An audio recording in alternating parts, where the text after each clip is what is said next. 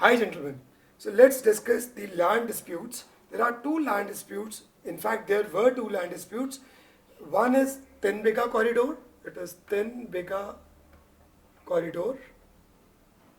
And the other one is the land border agreement, right? So these are the two major disputes, Ten Biga corridor and land border agreement. Now let's take first of all what is Ten Biga corridor. In Ten Biga corridor, actually it is a chunk of land between the West Bengal, right, and Bangladesh. So on the borders of West Bengal and Bangladesh, this is a small chunk of land which is having the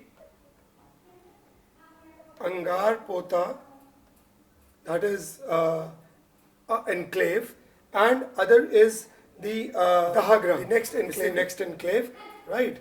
So Dahagram. So in order to have these two, the excess of these two enclaves, Angar Pota and Dahagram, normally this this borders are opened in order to have these people an access of the amenities and the other civil things. But this was actually a problem. Why it was a problem? Because all illegal activities, all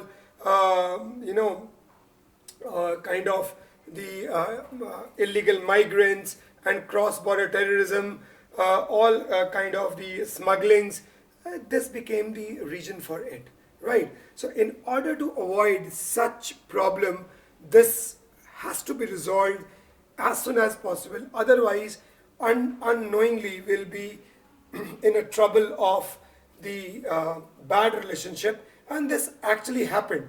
And how we have resolved it? We have resolved it just by giving this Tin Biga corridor to Bangladesh.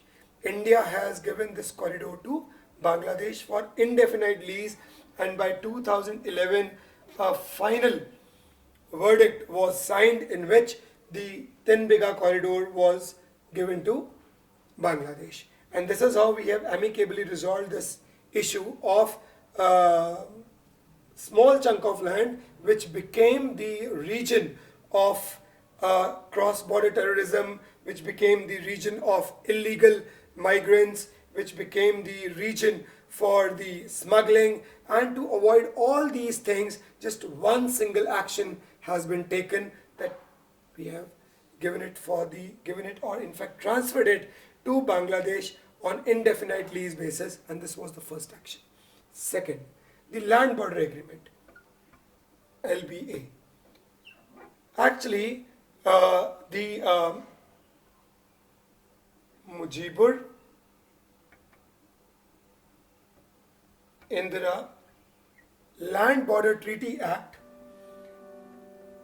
we were required to have the clear borders, so that we should be in a position to demarcate. Yes, this is my zone, and this is, other than this is your zone.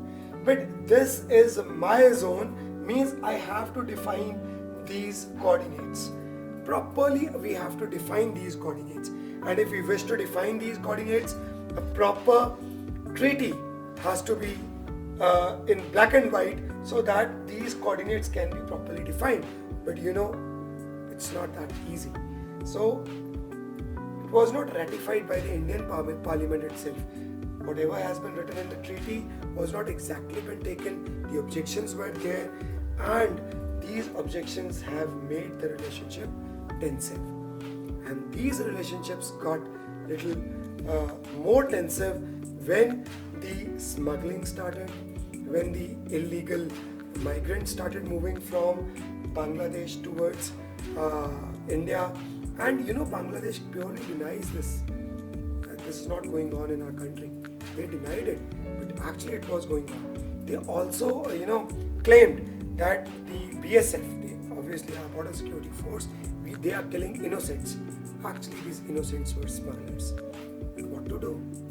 They have claimed their part in this way, that they are the victims, and we were saying that this is just a terrorism that you are mooting, right? So we it was like that we wanted to again shun this problem. How we have shunned this problem? Again, the ratification or the rectification of this land border agreement was required. We are sharing 4096 kilometers of border with Bangladesh, and this huge border is altogether porous. This border is not at all a sealed border, it is a porous border. And when the border is porous, it means the probability of having these illegal kind of smugglings and illegal works and illegal arms and ammunition smuggling and the kind of what you can say is these chemicals in terms of the what you can say is exactly the drugs and such kind of chemicals are easily being passed from the Bangladeshi borders to the Indian borders, to the Indian counterparts, and this was the problem. And then finally, this was again rectified, and again year 2011, in July, a cross-border task force was, a joint task force was maintained from the Bangladeshi side also and from our side also. Along with it, in September 2011, finally the improvised land border agreement was signed, and in fact in 2014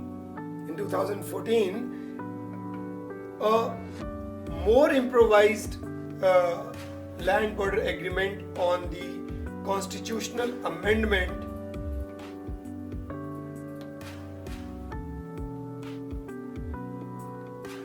was framed and formed, in which 51 enclaves, the Bangladeshi enclaves, were handed over to India, and in fact they were handed over, yes, to India, and 111 enclaves were handed over to Bangladesh, so that no enclave should be kept in isolation, number one, and number two, there is a clear verdict of citizenship. 50,000 people, those who were living in these enclaves, their citizenship problem was rectified, and now they are clear with it whether they are Bangladeshi citizens or they are Indian citizens.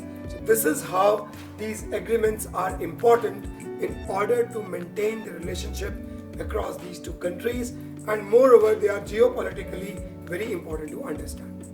Thanks a lot. We'll move on to the next part by the next episode.